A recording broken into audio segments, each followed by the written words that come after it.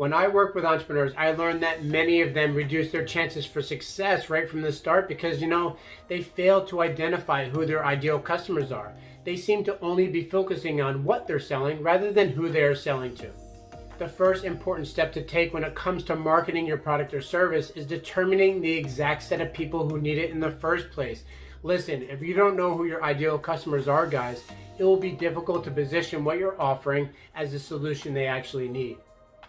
It's important to define who your ideal customers are because, listen, not everyone will qualify as your target audience, and you're going to do a great disservice to your business if you keep attempting to serve everyone instead of focusing on the people who actually need your product or service. In this video, you will learn the exact steps to identify your ideal customer and how you can use what is known as a customer avatar or persona to generate more qualified leads and sales. But before we dive into my 5 steps, it's important to first understand, what is an ideal customer?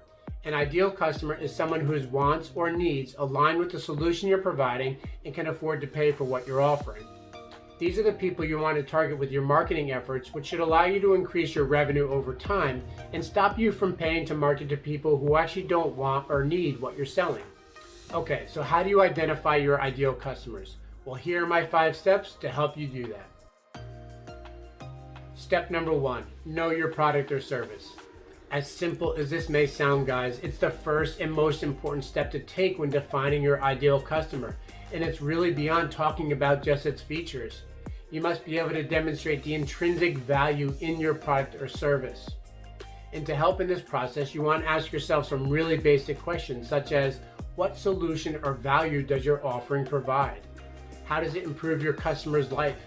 What's in your product or service that will make a prospect choose you over your competitors? And finally, what is your unique selling proposition?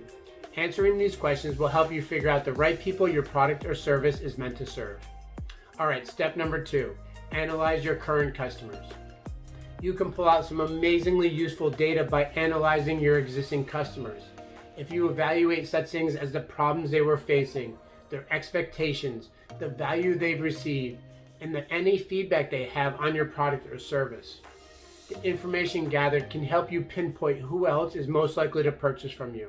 And when analyzing, stick to the top 20% of your customers because, as I've seen time and time again, these top customers will most likely contribute 50 to 80% of your sales.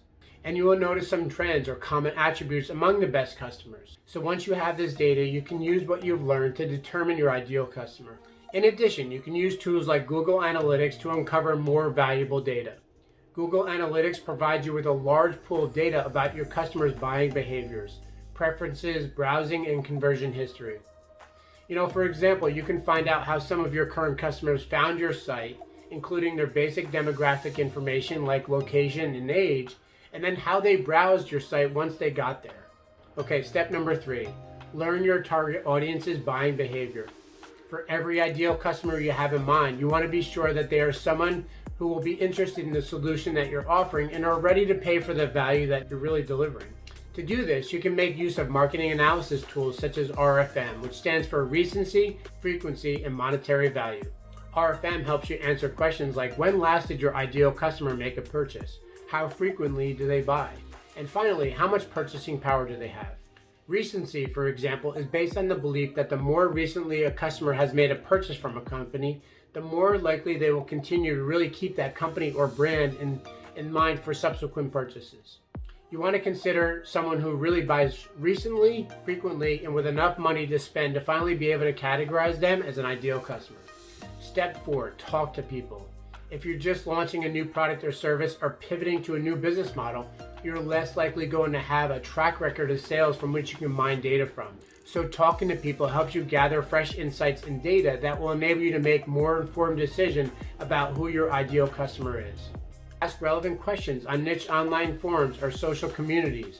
Learn about their pain points, their goals, their objectives, then find out the kind of solution they're looking for and offer your product or service if it actually addresses that particular problem. One of the benefits of talking to people is it enables you to learn the language of your target audience so you can replicate that same in your marketing communications to create a message that resonates with your potential customer. And finally, step number 5, create an ideal customer persona profile. The next step you want to take is to create an ideal customer persona, also known as a customer avatar. Your customer avatar is sort of a fictitious character that really represents the ideal customer that your product or service is really designed to serve. The avatar doesn't make assumptions or categorize people into groups. Instead, it focuses on one person and outlines every important characteristic about them, including some geographic, demographic, and psychographic information. It can be a completely fictitious representation based on analysis and data, or built up from your existing customer base through customer feedback. So there you have it. Knowing your ideal customer is crucial to creating a strong marketing message that can help you generate qualified leads and close new sales opportunities, which, guys, will ultimately help you drive growth for your business. So good luck analyzing and defining your ideal customer. And as you're going through it, if you have any questions on how to identify yours, visit my website, darrellbryan.com, and reach out to me. I'm here to help.